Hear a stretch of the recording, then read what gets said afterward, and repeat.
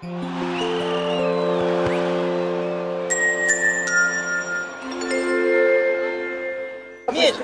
что ты не можешь мяч остановить? Что он у тебя теряет? Ну как можно играть так? Повернись! Если бы не костыли, тренер сборной ДВФО выбежал бы на поле. Превосходство Сирии в скорости и технике было очевидно.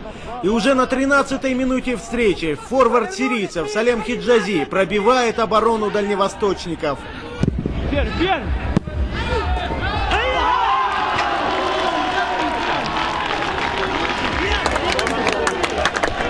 Россияне несколько раз создавали голевые моменты, но ребята так и не смогли их реализовать.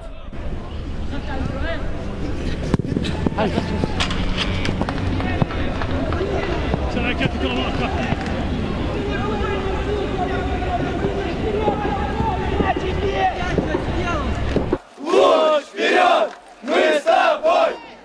Кричалка не врет. Сборная ДВФО в полном составе из школы Владивостокского клуба «Луч Энергия». Во всю мощь своих глоток футболистов поддерживают спортсмены других видов, товарищи по сборной. Здесь сидит команда Дальнего Востока по волейболу и команда Дальнего Востока по баскетболу. Мы болеем за «Луч Энергию».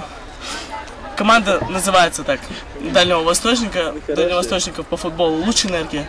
Они представляют наш дальневосточный округ. Сирия чемпион! Как ни парадоксально, за арабов болеют якутяне. В этом кроется поистине азиатская хитрость. А потому что турнирная таблица так расположилась, что мы за Республику Саха главная команда наша. А так вот турнирная таблица, если федералы 10 очков потеряют, нам полегче будет. Но вернемся к игре. Поведя в счете, сирийцы начали тянуть время, а именно активно симулировать. С завидным постоянством игроки сборной Сирии спотыкались не по делу. 15-й номер Али Саид даже получил от судьи желтую карточку за симуляцию. Но полученный пенальти дальневосточники не смогли реализовать.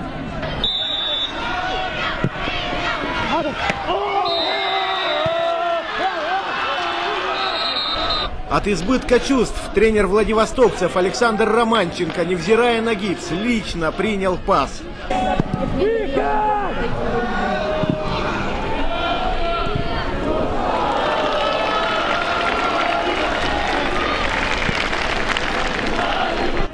Если серьезно, то во втором тайме владивостокские ребята не смогли воспользоваться всеми опасными моментами. Героем дня стал непробиваемый сирийский вратарь Ахмад Джуми.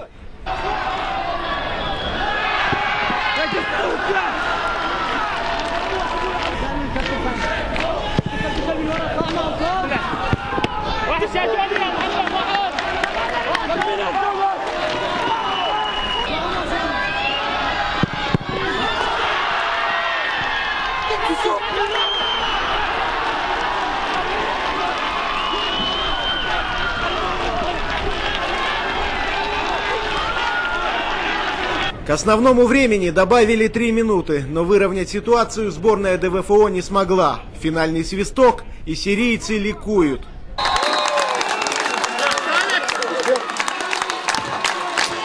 Долго работали с мячом и не забрасывали мяч в зоны длинными передачами.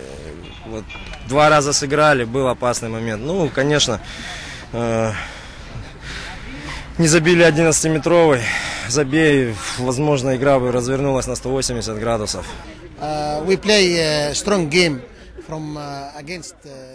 Сборная Дальнего Востока дала нам хороший бой, но все же мы победили. Мы хорошо подготовились в плане техники и тактики, и все отработали как по нотам. Я доволен игрой. По результатам последнего матча сборная Сирии выходит на 4-е место, обойдя Кувейт. Сборная ДВФО пока на 2-й позиции.